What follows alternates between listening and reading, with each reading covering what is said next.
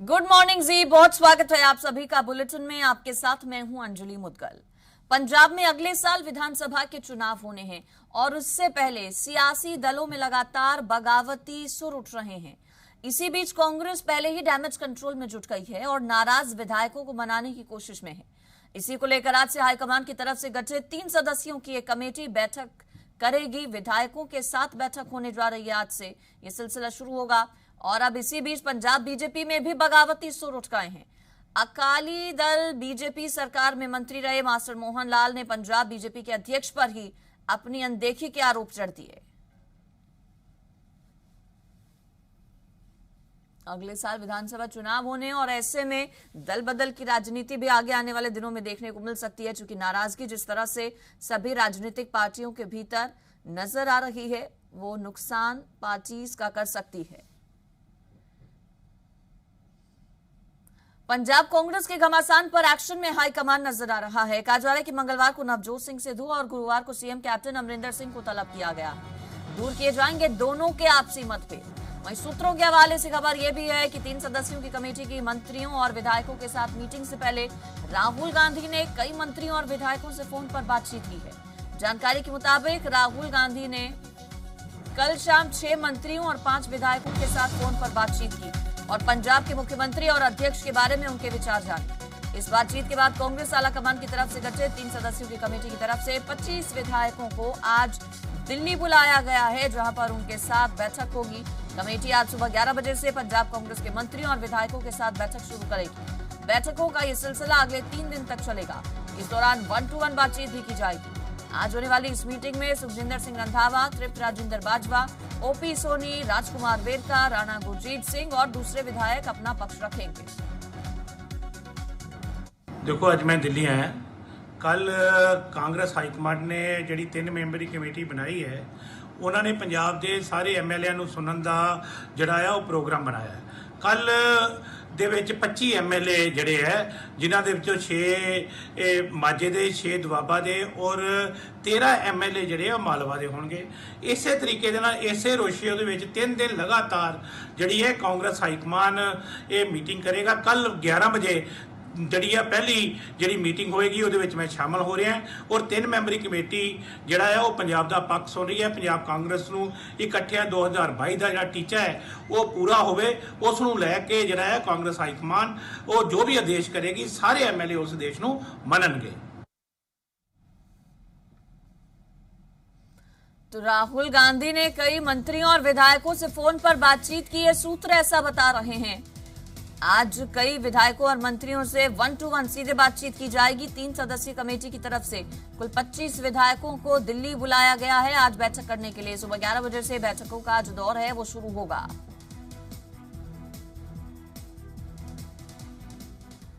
पंचकुला से रेत माफिया चला रहे हैं सुनील जाखड़। ये गंभीर आरोप अकाली दल के अध्यक्ष सुखबीर सिंह बादल की तरफ से लगाए गए। सुखबीर सिंह बादल ने कहा कि सुनील जाखड़ अबोहर को छोड़कर पंचकुला में बस गए हैं और माफिया किंग बन गए हैं। उन्होंने कहा कि जाखड़ अब अबोहर नहीं आते, पंचकुला से ही रेत माफिया चलाते हैं। साथ ही बिजली को लेकर सुखबीर सिंह बादल ने पंजाब सरकार को घेरा और कहा कि कैप्टन सरकार पंजाब में बिजली सस्ती करने का दिखावा कर रही है। उन्होंने कहा कि सिर्फ सस्ती दरें दिखावा है, इससे पंजाब की आम जनता को कोई फायदा नहीं है।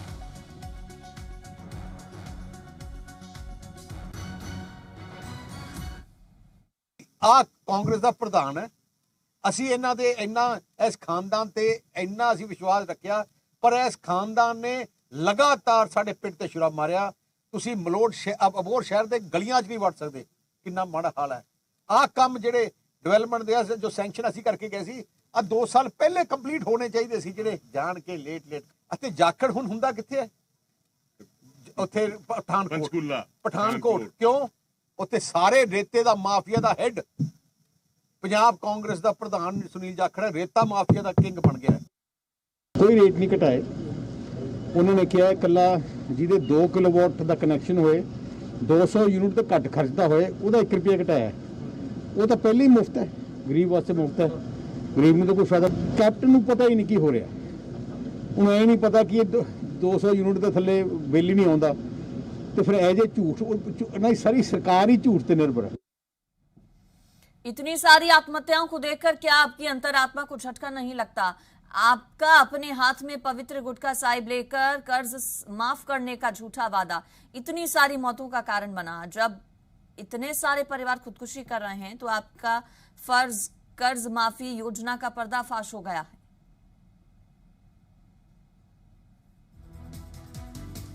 ये ट्वीट किया गया हरसिमरत कौर बादल की तरफ से। हरसिमरत कौर बादल ने ये ट्वीट किया, निशाना साधा कैप्टन सरकार पर।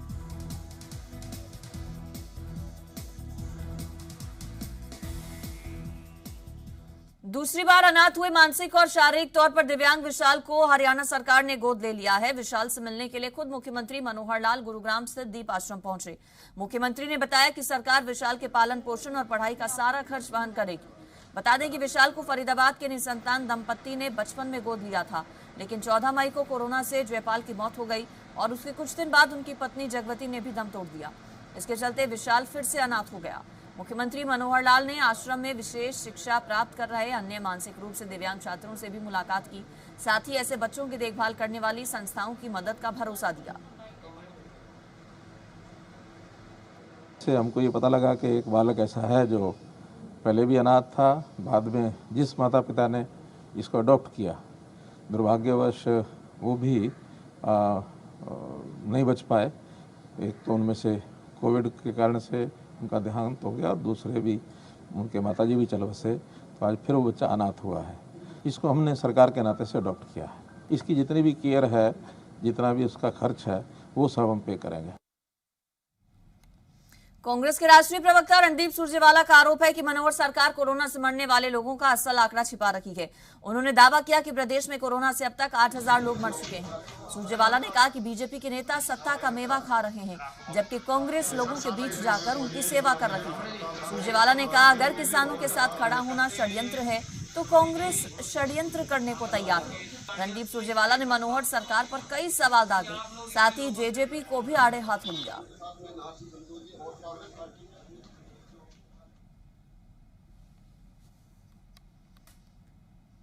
हरियाणा के भिवानी की बॉक्सर ने रोशन किया देश का नाम। बता दें, दुबई में आयोजित हुई एशियन बॉक्सिंग चैंपियनशिप में पूजा रानी ने गोल्ड हासिल किया है।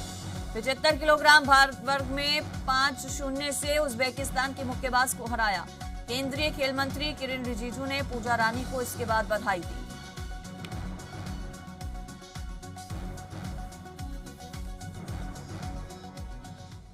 भिवानी में बीजेपी नेता और महिला विकास निगम चेयरमैन बबीता फोगाट को गांव बिरही कला में किसानों के जबरदस्त विरोध का सामना करना पड़ा। किसानों ने उनको काले झंडे दिखाए। इतना ही नहीं, प्रदर्शन के दौरान कुछ किसान सड़क पर लेट गए। इसकी वजह से उनकी गाड़ियों का काफिला रास्ते में रुक गया। बड़ी मुश्किल के बाद रास्ता खोला गया। हालांकि विरोध के कारण बबीता फोगाट को अपना बिरही कला गांव का कार्यक्रम रद्द करना पड़ा और वापस दादरी लौट गई।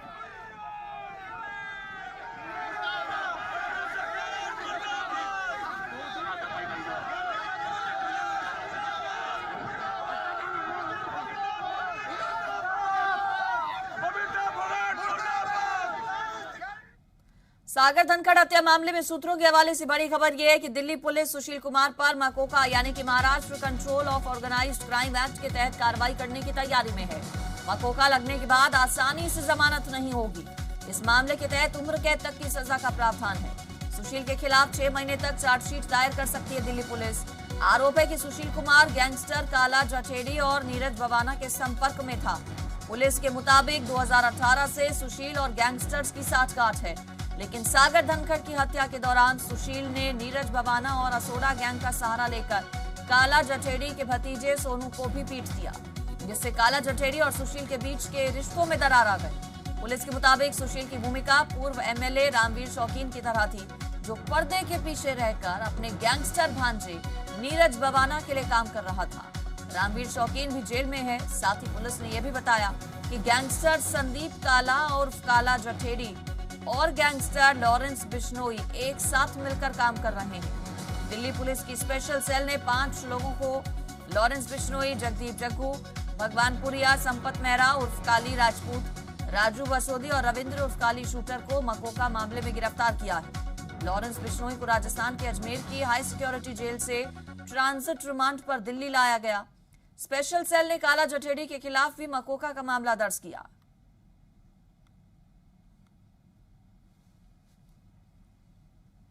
और पानीपत के आरकेपुरम निवासी धर्मेंद्र से 10 लाख रुपए की फिरौती मांगने के मामले में नया मोड़ आ गया है। पुलिस के मुताबिक धर्मेंद्र के स्पेन में रहने वाले दोस्त ने उसके साथ मजाक किया था।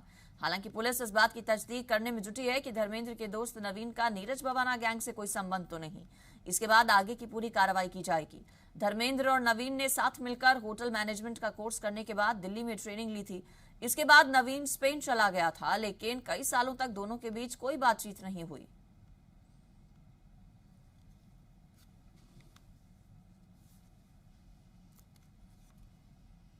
हिमाचल सरकार ने प्रदेश में कोरोना कर्फ्यू में ढील देने का फैसला किया है। आज से सभी सरकारी दफ्तर खुल जाएंगे, लेकिन कार्यालयों में केवल 30% स्टाफ के आने की अनुमति रहेगी। कार्यालय सप्ताह में केवल 5 दिन ही खुले रहेंगे। शनिवार और रविवार को कार्यालय बंद रहेंगे। इस संबंध में कार्यालय के मुखिया रोस्टर जारी करेंगे। सभी दुकानें अब हफ्ते में 5 दिन हर रोज 5 घंटे के लिए ही खुलेंगी। दुकानें सुबह 9 बजे से दोपहर 2 बजे तक खुली रहेंगी। दैनिक जरूरतों की दुकानों को छोड़कर अन्य सभी तरह की दुकानें शनिवार और रविवार को बंद रहेंगी। सरकार ने परिवहन सेवाओं को फिलहाल बंद रखने का फैसला लिया है। जो रिलैक्सेशन का जो दौर हमारा जो है वो शुरू होगा दुकानों के लिए, और उसमें 5 घंटे की रिलैक्सेशन उसमें उपलब्ध की जाएगी। दूसरा, जो स्कूल कॉलेजेस वगैरह उसके बारे में हमने कहा कि 5 को हमने कैबिनेट रखी है और 5 तारीख को हम उन सारे विषयों को लेकर के विचार करेंगे। ऑफिस में जो प्रेजेंस है तो 30% जो प्रेजेंस के साथ वर्किंग शुरू करेंगे, ये भी हमने निर्णय लिया। हिमाचल सरकार कोरोना मृतकों के आश्रित बच्चों को हर महीने 3500 रुपए की आर्थिक मदद करेगी, जिसमें 2000 रुपए पीएम केयर्स फंड और 1500 रुपए का योगदान जयराम सरकार देगी। सीएम जयराम ठाकुर ने शिमला में आधा दर्जन स्वास्थ्य सेवाओं के शुभारंभ के मौके पर इसकी जानकारी दी। इस मौके पर सीएम ने आईजीएमसी में ऑक्सीजन प्लांट का शुभारंभ किया। वहीं कमला नेहरू अस्पताल और आईजीएमसी में एक्सरे अल्ट्रासाउंड मशीन से 24 घंटे टेस्ट सुविधा लोगों को समर्पित की। सीएम जयराम ठाकुर ने मोदी सरकार के 7 साल पूरे होने पर शुभकामनाएं देते हुए दावा किया कि इस दौरान देश और प्रदेश विकास के पथ पर तेजी से आगे बढ़े हैं। आदरणीय प्रधानमंत्री नरेंद्र मोदी जी का जहां 7 साल का कार्यकाल बतौर प्रधानमंत्री पूर्ण हुआ है, तो इस अवसर पर हम हिमाचल प्रदेश की ओर से जो ऐसे बच्चे जो अनाथ हुए हैं, प्रदेश सरकार की ओर से भी उनको मदद करने की दृष्टि से 2000 रुपये जो सेंटर उसमें शेयर करेगा और उसके बाद 1500 रुपये हम स्टेट की ओर से डालेंगे। कुल मिलाकर के 3500 रुपये उनको प्रति माह जो है वो मदद के रूप में जो है उनको उपलब्ध कराएंगे। हिमाचल प्रदेश बीजेपी प्रभारी और पंजाब बीजेपी नेता अविनाश राय खन्ना ने कोरोना मृतकों के आश्रित बच्चों की मदद के लिए पीएम मोदी की तरफ से किए गए ऐलान की सराहना की। अविनाश राय खन्ना ने कहा कि पीएम ने परिवार के मुखिया की तरफ योजना शुरू करके देश के प्रति अपनी चिंता को जताया है।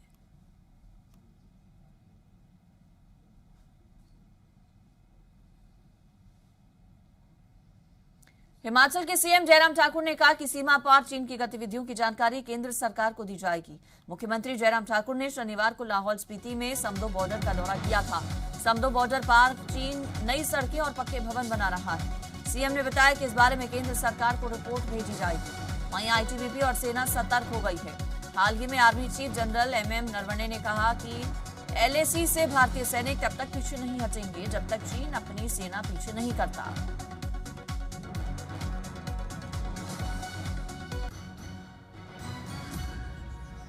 चीन की नई चालबाजी, समदो बॉर्डर पर चीन की हरकत को देखा गया है।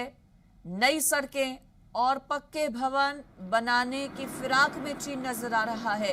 दरअसल समदो बॉर्डर का दौरा किया गया था 2 दिन पहले हिमाचल के मुख्यमंत्री जयराम ठाकुर की तरफ से, जिसके बाद उनकी तरफ से ये पूरी जानकारी केंद्र को दी गई।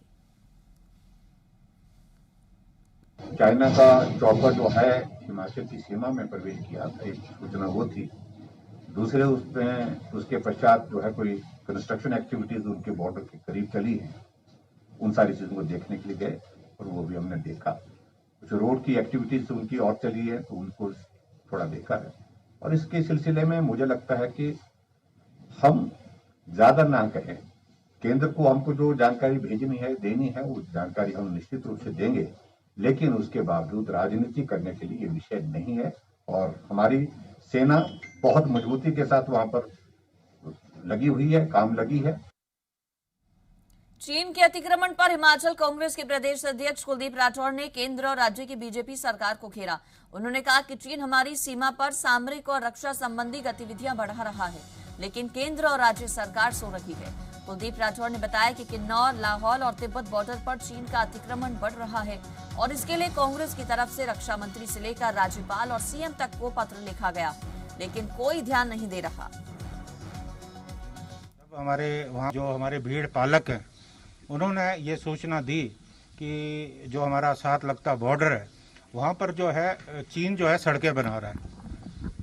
हमने ये मामला उठाया था, हम राज्यपाल महोदय से भी मिले थे, हमने देश के रक्षा मंत्री को भी पत्र लिखा, मुख्यमंत्री को भी पत्र लिखा और उस वक्त कोई ज़्यादा प्रतिक्रिया आई नहीं कि जो हमारे सीमावर्ती क्षेत्र है वहाँ पर जो चीन ने जो है पक्की बस्तियाँ बनाई हैं, पक्के मकान बनाए और अपने लोगों को लाके वहाँ बसा रहे हैं। तो हम ये मांग करते हैं कांग्रेस पार्टी की तरफ से कि मुख्यमंत्री जी स्थिति स्पष्ट करें। वहीं कांग्रेस के प्रदेश अध्यक्ष कुलदीप राठौर ने चीन अतिक्रमण पर सरकार को घेरा तो सीएम जयराम ठाकुर ने पलटवार किया। मुख्यमंत्री जयराम ठाकुर ने कांग्रेस के सभी आरोपों को खारिज किया। उन्होंने कहा, इतनी बड़ी पार्टी के नेताओं को सामरिक दृष्टि से देश की सुरक्षा से जुड़े विषयों पर नहीं करनी चाहिए बयानबाजी। केवल मीडिया में सुर्खियां बटोरने के लिए सुनी सुनाई बातों पर ऐसे बयान नहीं करने चाहिए। ऐसे राजनीतिक बयान तोड़ते हैं सेना और सरहदों की सुरक्षा में लगे जवानों का हौसला। ये कोई राजनीतिक दृष्टि से ये सारी बातें करने की है नहीं, उनको इसको समझना चाहिए। सामरिक दृष्टि से हमारे बहुत सारे इश्यूज होते हैं और बॉर्डर्स के इश्यूज को लेकर के राजनीति करना ये उचित नहीं है।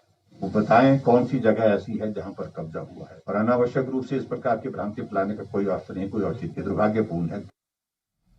मौसम विभाग ने 1 जून तक हरियाणा में कई जगह तूफान, आकाशीय बिजली गिरने और तेज हवाएं चलने की आशंका जताई है।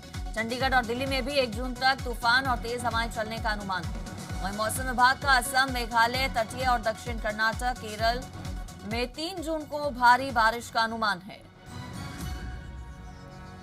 मौसम का हाल आपको बता रहे हैं, मौसम विभाग की तरफ से अलर्ट जारी किया गया है। दिल्ली में एनसीआर में तूफान की आशंका, तेज हवा चलने का अनुमान जताया गया है मौसम विभाग की तरफ से।